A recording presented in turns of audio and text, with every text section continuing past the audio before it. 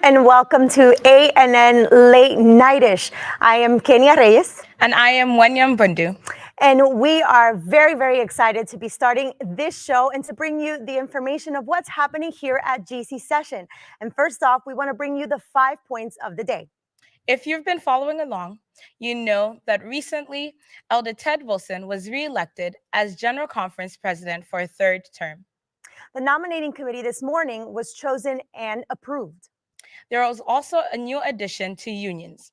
We have the Zimbabwe Central Union Conference, Zimbabwe East Union, Zimbabwe West Union Conference, Belize Union Mission, Northern Ghana Union Conference, Netherlands Union of Churches Conference, Malaysia Union Mission, and Southeastern Asia Union Mission, the Eastern Ethiopian Union Mission, and finally, the Western Ethiopian Union Mission. A lot of unions, and we praise God for that. There was also the motion to add the issue of vaccination to the session agenda. During this morning's move to adopt the session agenda, someone came to the microphone and recommended adding to the agenda a motion to revisit the church's official statement on vaccinations.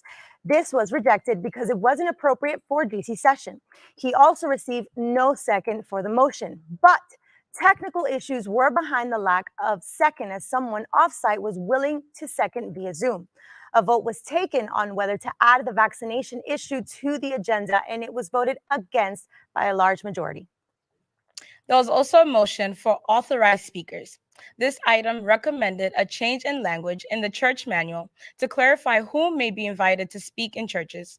It also addresses confusion caused by the implication that a layperson could not preach because they do not hold credentials. With this amendment, pastors have the authority over who speaks in their churches in line with guidelines. There was some discussion this afternoon around this item.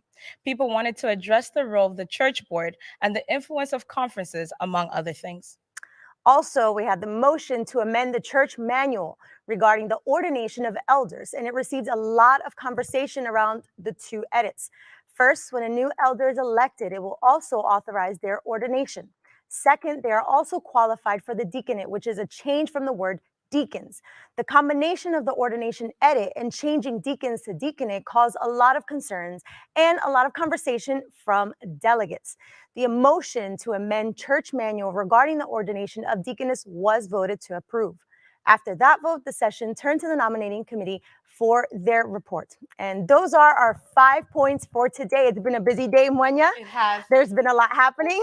Yes. So if you weren't able to catch the whole day, those are the 5 points you can take home. But make sure you go back and check out what happened today so you can be informed about your church as well. And there are so many ways to stay informed. You can do it here on the Adventist Church Facebook page, also on Twitter, on Adventist News Network, as well as the Adventist Church's Twitter page.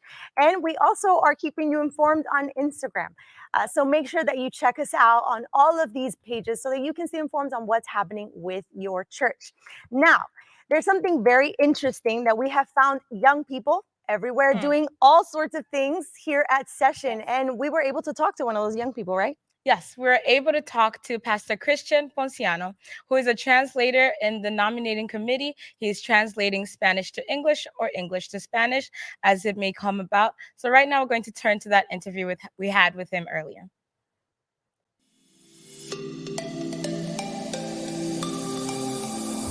Hello, everyone. It's Mweyna and Kenia once again, and we're joined right now with Christian Ponciano. Hi, Christian. How are you? Hey, guys. How y'all doing? Good, good. Tell us a bit about yourself. My name is Christian Ponciano. I am, as you just said, I am a pastor in the Texas Conference. I have 3 churches. I pastor, my main church is in Austin, Texas, the city of Austin. It's called Austin South Seventh-day Adventist. And it's a great time. I love it out there. That's so good. But I mean, did you always love Texas? Before I loved Texas. Before you loved Texas. Where was home? Where was home? The treasure. I am from New York City, Greater New York Conference. Yes. I came from the Dominican Republic a long time ago when I was 16 years old, and then New York City became my home. And then from there, I was launched into ministry in the Greater New York Conference, and it's been history ever since. It's been amazing. That's really Yeah. good. Love that. Now, Christian, for me, it was quite a surprise when Mweyna told me she had spotted you here, and I was like, Christian's here. So what are you doing here? Are you a delegate? Are you working? Did you just come for the vibes? No, not the vibes. I did not go for the vibes, but I am what is called technical staff. And so what I do is that I'm translating the nominating committee from Spanish to English or from English to Spanish. So that is basically what I'm tasked with. There's a team of translators, and I was brought with that group. That's so good. That's so- Yeah. But yeah. I mean, that brings up another question, right? How did they pick you? How were So- you chosen? Were you someone's best friend? I'm not. Yeah. I'm sure that I have a best friend somewhere, but I don't think they had any influence. But I was chosen. The General Conference tasked somebody from Canada to be in charge of all the translation, and then that person reached out to the different divisions. Within those divisions, then I guess they went to some of the bigger conferences. So I was referred to by my conference, the Texas Conference, somebody that could help with the translation. And so I was contacted by this person in charge of the whole event translation team, and that's how I was selected by it. Do you happen to know how many languages are being translated? Yeah, so in the nominating committee right now, we are translating Spanish, Russian, and French. But I know that in the general session is being translated in Portuguese, Russian, French, Spanish, I believe Korean. There might be another language that I'm not aware of, but those are the ones that I know for Got sure. it. Cool. So it's available in multiple languages. Make sure you're checking it out and watching along. Yes, definitely. Now, our very last question. Yeah. We also don't want to hold you up. Yeah. We know you're going to need to go eat. You got to get your energy ready. Yes. Because today is your first official day That's right. starting, right, with Yes. translation. But how have you been preparing? What is your day looking like so far? So we basically work in shifts. The afternoon, so there are three main shifts. There's the morning, afternoon, and evening. And that's for the nominating committee, right? The nominating committee is going to be working real hard. They say that the nominating committee is the actual thing that works in this whole entire event because they're meeting from top of the morning to 10 in the evening. And so we have those three different shifts, and we divide it up. So on the first day, this day, Monday, I am with my team in the afternoon shift. Tomorrow, I get the morning and evening, and then the next day, I get the afternoon again. So you can see how that goes. We're alternating. So it's also difficult because we're translating in the spot. So we have these headsets that we wear. And people don't wait. You know, if they're saying something, somebody's sometimes going a rant, and you gotta like really keep up with it. And so we have teams of two that are translating. And if a moment I just get caught in a word, my partner can just tap in and say the word and keep ¿Cómo on se going. dice? Oh, my Spanish. Yeah, but something along those lines. So the preparation is more being rested, right? So rest, making sure we're drinking a lot of water because it's like blah blah blah blah blah blah blah blah all day long, and kind of just going out, taking air so that we can stay focused because it can become really difficult when you're doing that constantly. I have one last question, and Yeah. just because I don't want to do a disservice to the young people, can you just tell us real quick what the nominating committee is and what they do? Awesome. Yeah. So the nominating committee is a group of folks that is selected in general session, group of delegates that is selected. And basically what they do is that they get to choose the next officials for the different departments. At the top level of the church. But the nominating committee also happens from the very ground level all the way to the top. So in our churches, we do a nominating committee to choose our youth director, to choose our secretary, to choose our elders. There is a nominating committee that happens there at the local church, and then from there, these people are chosen. It's the same for our conferences, it's the same for our unions, it's the same for our divisions, and then it's definitely the same here at the General Conference. Of course, here it's happening in a greater scale. It's huge, right? We have people from all over the world, and so the process is a little more involved, if you will. But pray a lot for these folks, because they're going to be making decisions that will affect the future of our church, because they are the ones choosing the leadership. They're the ones voting for that leadership. So, I just think that, honestly, I think it's wonderful to also see how the young people of our church are taking their positions to be a part of this. We have bumped into a few really young delegates, as young, so far the youngest 21 years old. That's awesome. So I love to see it, and I love to see that you are also taking part in working for the church. And for our young people out there, this should motivate you to continue working. Our young people continue to rise up, to be a part of their church, to work for their church, to do something, to be a part of this movement. So we thank you so much for the work you're doing, and we'll all be praying for you that you don't get all tongue twisted and forget all your stuff. Yeah, no, of course. I also want to say along those lines, we have their nominating committee a bunch of young people as well. The technical staff is a bunch of young people, but I saw someone also very, very young that is not a pastor, is I believe involved in the process of nominating as well. And yeah, be encouraged and be inspired by that. Don't wait. Just get active, get going, because we need you. We need With that, also understand a little bit more about what happens with the church, what these things mean, nominating committee, delegates. On top, so if you're not sure what that means, check out ANN. They have a show, it probably has aired by now, that goes more in depth on what these processes and what all these terms mean. All right. Well, thank you so much, Christian. Awesome, girls. And we'll be praying for you. Thank you so much. Thank you so much. God bless Bye, you. everybody. Bye.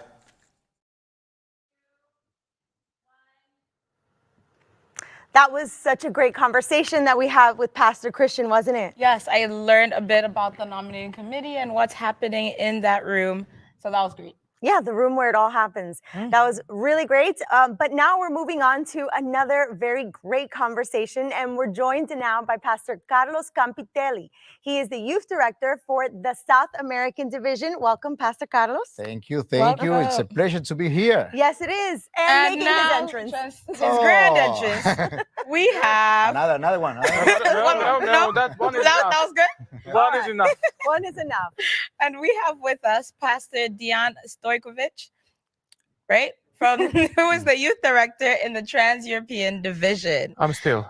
Yes, he's still there. Yes, still there for a little while. And he's showing us how a lot of people here at Session have been moving around. Yes. Scooters. That's right. There are a lot of those. Yeah, I'm very absolutely. sad I didn't bring a scooter. Next General Conference only in 3 years' time. You can bring a scooter or Yes. I thought skateboard. you were going to say It's a you'll good bring us option. some. I don't think so, but Okay. yeah, that's a good idea. All right. Well, we have some questions that we really want to get to about the involvement of our young people. And you have two divisions, which you are leading out your young people. You are empowering your young people. And we love to see it. We all follow you on social media, and we're excited to see what your young people are doing. So these questions are going to be pertaining some of that youth involvement. Okay. All right. So the first question that we're interested in is, what are some of those ministries or initiatives that your young people in your division are the most involved in? I know they're involved in all of them, but what's the Carlos. most? You go first, buddy. Yeah, Oh, okay. Well, Thank you. you go. Yeah. Okay, we are very glad for our young people. We are exciting because they want to do the things, they want to be involved. And in South America Division, maybe the remarkable program that we have for our young people is Caleb Mission, that is in the holiday, in the vacations. They spend 2 weeks or 3 weeks doing evangelism program and social community service. And for example, this year we are with 250,000 young people involved directly in doing evangelism. So it's very exciting to see our young people leading the program in evangelism. Like Caleb Mission or 1 Year in Mission 2, we have a very, very nice program with 1 Year in Mission. But all things started with a local church, with the program in the local church. So it's exciting to see our young people very involved. It's not easy, like you do like that, and Yeah. they just- come, Yeah. but they won't. If Mhm. you give part for them, they're Mhm. involved, and we're excited for that also. I Yeah. love that. But Pastor Carlos, we would be remiss if we didn't mention the big news SAD mentioned this week about your club ministries. Tell us a little bit about what happened this week. Our club ministry, adventure clubs, and pathfinders. We are the recommended mark of 500,000 Ooh. young people and the pathfinders and the adventures clubs. So it's a Amen. historic mark. Yes. We are very excited with this. Yes, we're so excited to see that. I think that's very wonderful that we have them involved in all of these different ministries. Yes. As you mentioned, Caleb Mission, 1 year in mission, our young people in mission, and of course with Pathfinders and Of Adventures. course, rotation, evangelism, Yes. and leadership is a fabric of leadership, Yes. adventures and club ministries. For sure. Pastor Deon. Trans-European division, very different for sure. Yeah, it's only about 5,000-6,000 miles, a little bit kind of north, and the situation is very different. When it comes to our division, the most active ministries in our division would be definitely Pathfinders. Adventures actually not across all Trans-European division because of the different reasons.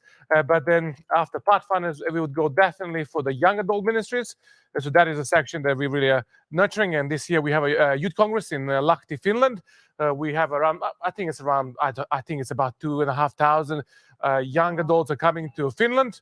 And then the third thing that actually maybe is not so present around other divisions is teens ministries. And teens ministries are designed to actually help teenagers which are choosing not to be pathfinders to actually have a very, I would say, rich and fulfilled ministry. So to help them still have a camps and other things and still be able to get to know Jesus better. So teens ministries may be more specific to our division. Teen ministries. I love that, but I do have a question. Yes. Is Kenia 9 invited I to was the going to say, where's the you can't invite? just mention For all that of and us. not Me Pastor Carlos. Pastor Carlos too. Where's our Are we- invite? are we invited? The deadline was the 1st of June, so you're all late, but maybe I can. Maybe we I know can, the youth sit down for director. that. maybe We I know can, maybe we know I the can, youth director. I'll have to speak with some people, but you're friends. Yeah. Yeah. Yourself. Yes, I will talk to myself. That's great to see all the young people involved in all these different ways. Yes. We love to see what you are all doing Yes. in your different divisions. And we love that you guys have planned things and missions, but we want to know, how can young people be more involved, not just in their local church, but in every level of their church? What does that look like? Young people in Trans-European divisions is very interesting what we are facing at the moment, and that's a phenomenon which is spreading across the world. I'd say that young people are searching for spirituality, but they're not maybe searching so much for the organized religion or I would say institution. So we are trying now to find the best ways to get involved in any way possible, sometimes dealing with the social issues, sometimes dealing with the, I would say, ecological issues. We're trying to bring all of this in a church life because they strongly believe about these things. And we certainly believe that Jesus was very much green, and we strongly believe Jesus was the guy who was dealing with the social issues, despite, if you look at the New Testament, you will see Jesus did not resolve social issues, but he was certainly addressing it. So we're trying to find a church to be, for them to be a place they can get involved in small things, but also in big things. And through that process, we are hoping that they would make that church, Adventist church, which we love so much, also their home. So it is a very much challenging time in Trans-European division in all Europe, but we're doing everything we can to find the place for them to belong and do something for God and for the church we love. And I love that you're making it relevant for them and the topics that they are passionate about, and showing them that Jesus was also passionate about those. Yes. Yeah, the challenge are the same, I think, around the world to involve our young people, understanding that they are very relevant for the community and for all the church also. I think the challenge, it's more than the young people. The challenge is our leadership to understand that they are part of this project, and when they understand that they are part of the big picture of the mission of the church, and they make decisions also to be a very good piece in this old picture, they understand that just not be care about them, but also very involved in mission, part in the leadership, So I think this is the big challenge to comprehend the situation and the moments and the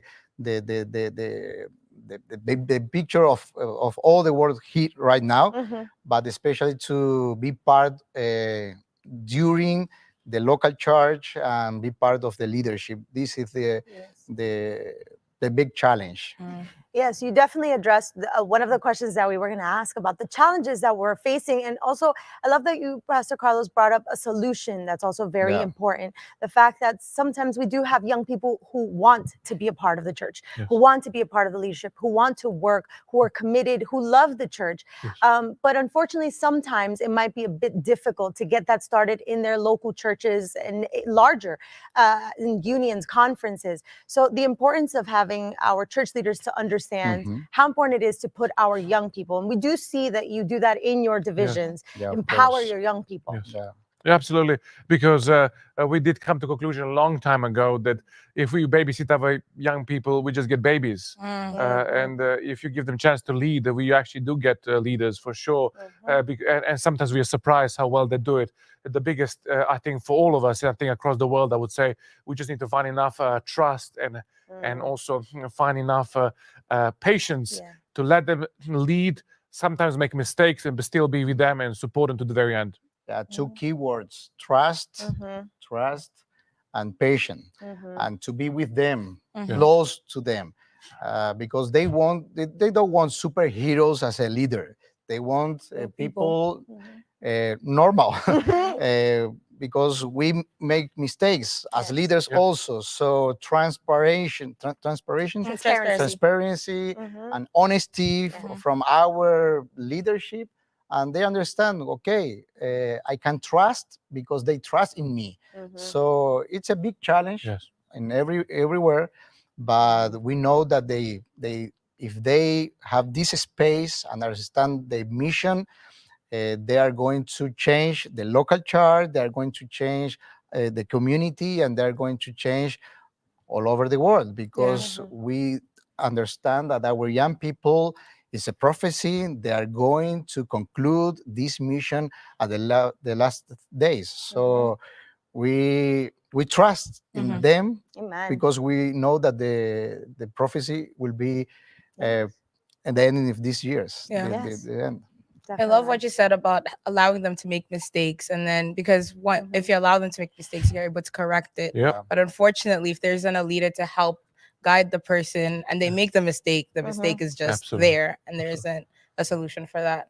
We need more leaders or more adults to be part of the life of our young people, to embrace, to care, and also to just not to embrace, but to calling them to be together. And talking about leadership and all of those things right now at GC session, why should young people be interested or care about what's happening here? Because this is their church. What can you give them to guide them in as they contemplate if they should care? And we know it's not an easy task, but it's not. Carlos told me before the interview started he would like to answer this question first. So it's certainly a very difficult question for sure. And if we would actually just go to your YouTube channel and do and check the statistics, I'm sure the viewing would be probably from 35 and above in a bigger number for sure. We need to be also very honest with ourselves and come to the conclusion that our young people don't actually spend enough time, or they're maybe not that interested in the processes and I would say the organization of our church. Why they should be? This is the question we need to answer ourselves. I think that we should, this should be definitely one of the questions that the GC should address here. If necessary, even set up committees to see, how do we help them be more interested in the process. And the reality is this: from my division, I think we have about 5 young people, and young is up to 35. 35 is not considered young outside of these doors.